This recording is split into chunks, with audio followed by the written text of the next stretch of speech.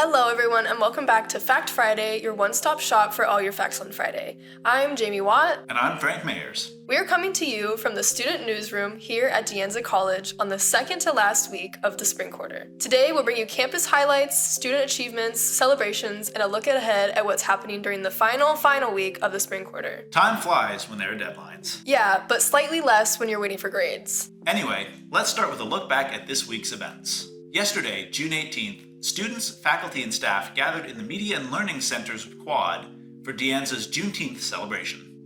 And Happy Juneteenth! And if you showed up on campus, you'd be surprised because no classroom and campus offices are open. In other campus news, 2 De Anza students recently earned national recognition for their innovative work in STEM. Mia Lin and Van Hock Nguyen placed third in the 2026 American Association of Community Colleges Innovation Challenge. Working under the mentorship of the Dean of Physical Sciences, Mathematics, and Engineering Division, Medrad Korvasi, the team developed the microbuoy, a project designed to help detect humans in bodies of water and improve search and rescue efforts. The national competition challenges community college students to create STEM-based solutions to real-world problems. This year's finalists tackled issues ranging from food insecurity and infrastructure safety to clean water access and energy efficiency. Speaking of accomplishments, De Anza also has reason to celebrate among its staff. Lisa Mandy, Director of Financial Aid, recently received the statewide Tony Award from the California Community College Student Financial Aid Administrators Association. Recipients are recognized for leadership and service to the organization through executive board work and regional representation. And one more event from this week. On Wednesday evening, the Pride Center hosted Lavender graduation in the Sunken Garden. The annual ceremony celebrates LGBTQ+ graduates and allies as they prepare to move on from De Anza. Graduates received commemorative sashes, certificates, and swag bags, and many shared reflections on their experiences at the college. The evening included a reception,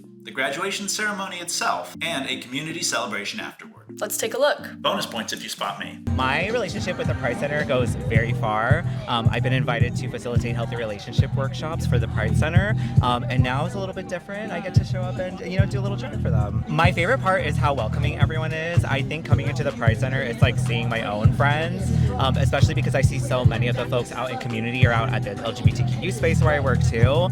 So every time I come here, there's just so much of an ease to like presenting, or so much of an ease to seeing everybody here because everyone is just so familiar and so friendly to me. It's a great community to be a part of. Absolutely. What was your favorite part of the event tonight? If I said my performance, that'd be a little selfish, but I'm gonna say that would probably be my second favorite. My first favorite was definitely how everyone got to choose their own runway walk song to make their grand entrance to get their diplomas. I truly wish that I had an event like this when I graduated so years ago. I think having access to something like a Lavender graduation just helps foster and continue to nurture that community that so many of the students here at the Pride Center found during their education here. So I think being able to have events at the Pride Center at De Anza with the Lavender grad is so special. It's so unique. I mean, we're literally taking over the campus right now, and it's just like iconic. So I love it. God, this is the best event of the year to me because it's a chance for our students to be centered and celebrated in a very visibly queer way. We have our conference every year, but this is like just a chance for people to bring their families, their partners, their friends, and just get all the love poured on them before they go out and do whatever's next. It means so much for us to stand out and stand up and be visibly queer and celebrate queerness and queer joy and all the accomplishments of our students, given all the attacks on our community, but just so that they leave De Anza like with that energy, that they're gonna go in the next place and be amazing and do the amazing things they did here with all the community support behind them. What has the Pride Center meant to you for your time here at De Anza? When I first arrived at the Pride Center in, I think it was like 2022 in April, I was at first nervous because, we're still cleaning up after the pandemic. We're still cleaning up to this day. And, well, honestly, I was nervous. And it all changed the moment I stepped into the Pride Center because it was so welcoming and it just felt so nice to have a community you could connect with, bond with, and people that just made you laugh and made you feel comfortable in your own skin. And for me, the first time I went to the Pride Center, that was in fall 2022, so that was fresh out of the online era, and I had been like isolated for so long, so it was kind of the first social space that I had been in as a college student, as an adult, and honestly, I'm so glad that it was, because it was so welcoming and diverse and, accepting. Absolutely. Before we move on to next week's events, let's send it over to Jonathan for a look at your local Bay Area forecast. It's hot. It's hot like a volcano here. Anyway, thanks, Frank. We're now in the midst of summer here in Cupertino, with average temperatures ranging from mid-70s to 80s during the day. At night, it'll be a steady 50 to 60 degrees alongside some patchy fog here and there, which will also be in areas like San Jose and San Bruno.